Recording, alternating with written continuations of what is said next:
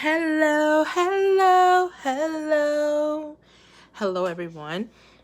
I am onto YouTube for one of my late night rants. Um, you know how in life you kind of set yourself up to know where you want to go, what you want to do, who you want to become, what what goals you might want to strive for. So, I thought that I was making the right moves for my daughters, which turned out to absolutely been, for me, not okay and not enough. I realized a lot when communicating with people. It's like I'm going to go through my story, but maybe not in chronological order. So I'm going to try to stick with the chronological order of the story, but I just got a lot on my mind and I would rather just, share it with you guys and talk to you about it. So I was staying in this place, apartment in New Jersey, and the landlord was the most horriblest landlord ever. Like, I had a previous owner and he sold the house to a young guy. And this dude was just outright horrible. I mean, my daughter is going to be 2 years old. So for 2.5 years, this man was the worst. Okay. I was 6 months pregnant. Let's start with the timeline there. He's cursing me out about stuff that the tenant upstairs was doing because she just moved in, but him and her, they were going back and forth. She was hitting him with a lot of citations and had him in court. So every time them two got into it, he would call me and start with me and telling me, oh, you got to move, you got to get out, blah, blah, blah. And then he'll come back and he'll apologize. I'm going through a lot with the tenant upstairs. I apologize if I'm coming at you some kind of way. So I'm like, okay, that's fine. Then as time went on, it was the back and forth with the lease, sign a lease, don't sign a lease. So it's like at my age, I'm starting to get nervous. It's like I'm how old and I have to deal with somebody telling me, oh, I don't know if I want you to stay and be a tenant, or you can stay and be a tenant. Sometimes he just was so erratic with his emotions and his behaviors, it left you on edge. So finally, oh, let's go back. He asked me if I can clear out room by room in my apartment, just so that way they can come in and do the work. I said, well, listen, I'm a single mother. I already have one older daughter who at the time was 7 years old. I can't move all the stuff that you're asking me to. So I told him, I said, listen, wait until I have my daughter and, well, my baby at the time. I said, wait until I have my baby and I'll move the stuff out of there room by room. I said, there's only one thing that I can't lift, and I know that will be heavy, which will be the living room stuff, if he wanted me to move that. He said, okay, well, it's going to take me 3 months to fix your apartment, and I need you out. I can't fix it while you're in there. And I'm like, wait, but you just told me to move everything out. So I packed up everything out of my room because it had the least stuff in there. And I moved everything into my daughter's room. He never showed up. Never showed up. So for months we're living packed up, one room packed up.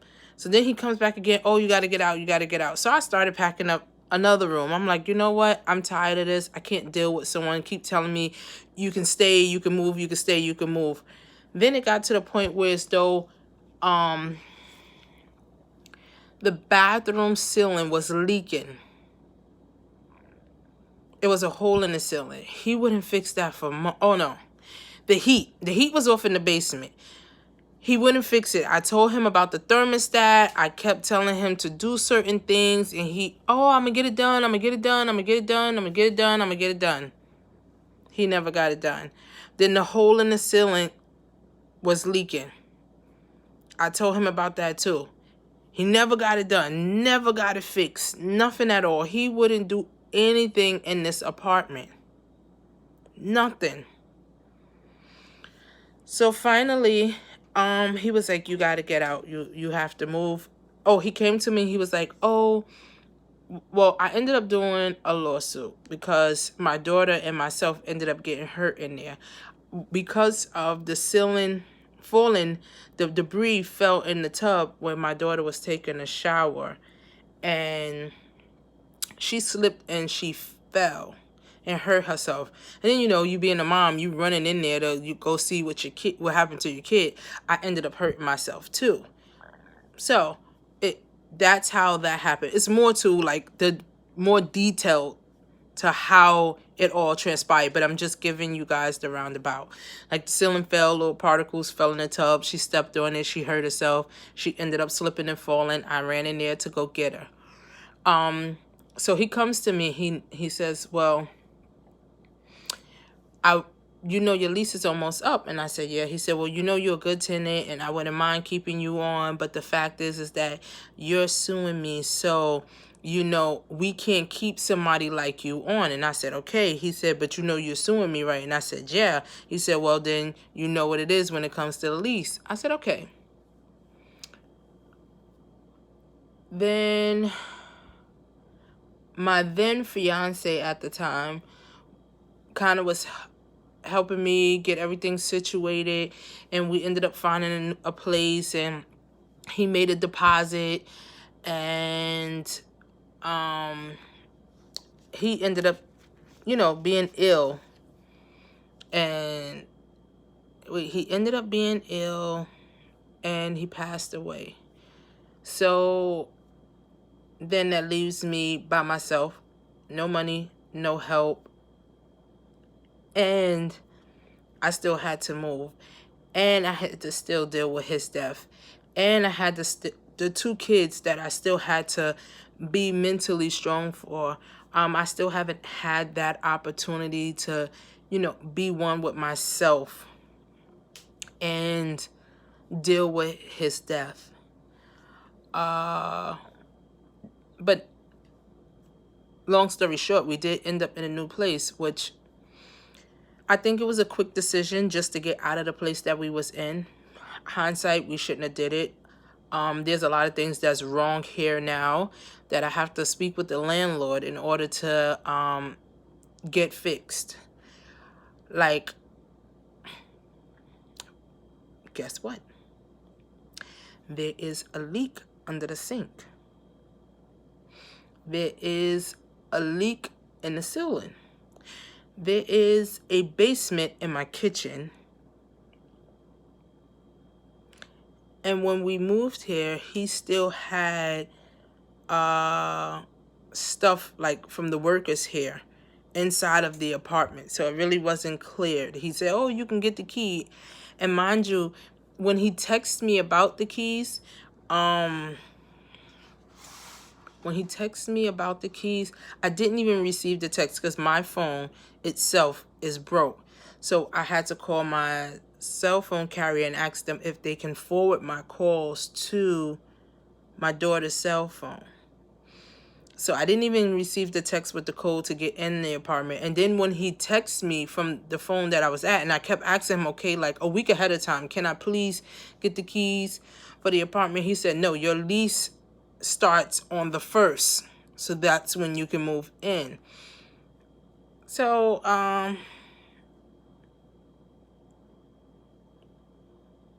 that was that. So when we got in here, the neighbor upstairs, he ended up stealing. I don't know if he stole, was holding, took. I have no clue. None of my business. The neighbors next door's package. So with that, now they had the police banging at the door. Boom, boom, boom.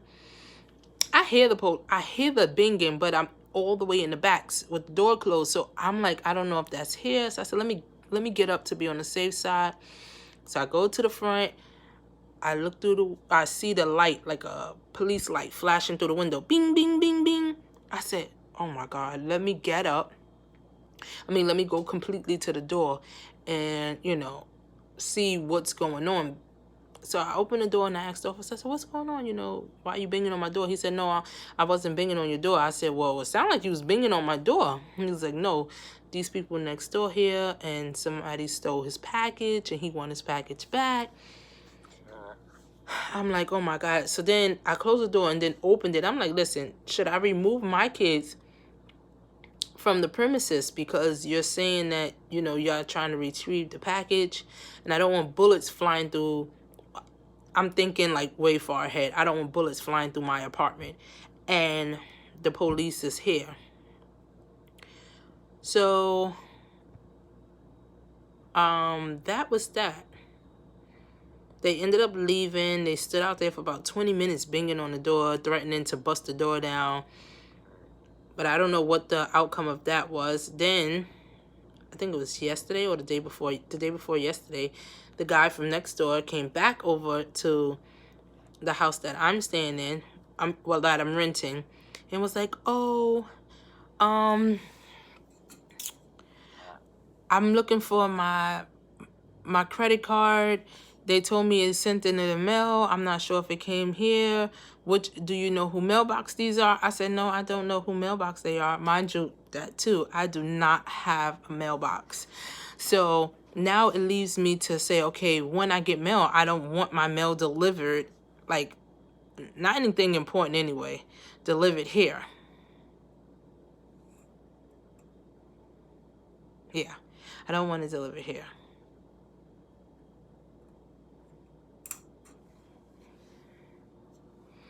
So that's that.